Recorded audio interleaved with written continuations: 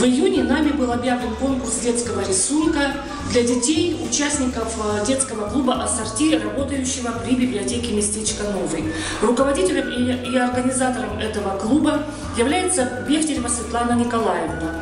Конкурс назывался «У природы есть друзья, это мы, и ты, и я». В конкурсе приняли участие ребята от 9 до 14 лет. Почему мы выбрали тему природы? Все знают, что 2017 год в России объявлен годом экологии.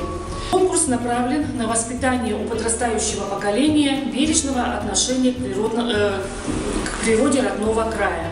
Ребята, которые успешно справились с поставленной задачей, были поощрены тем, что приняли участие в росписи стены при входе в библиотеку. Конечная цель конкурса состояла в том, чтобы облагородить вот эту стену. С поставленной задачей мы справились хорошо. Я благодарю всех за участие и помощь в проведении конкурса. Спасибо. Человек может развиваться только в контакте с природой, а не вопреки ей. Виталий Бианки. Человек совершил огромную ошибку, когда возомнил, что может отделить себя от природы и не считаться с ее законами. Я тоже принимала участие в этом конкурсе. Мне очень понравилась эта часть темы растительной природы, потому что я люблю рисовать. Меня зовут Аделина. Я приняла участие в конкурсе. У природы есть друзья, это мы, и ты, и я. Вот мой рисунок.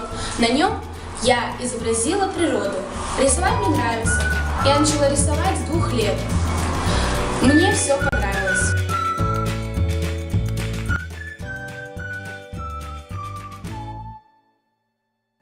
Берегите эти земли, эти воды, даже малую былиночку любя.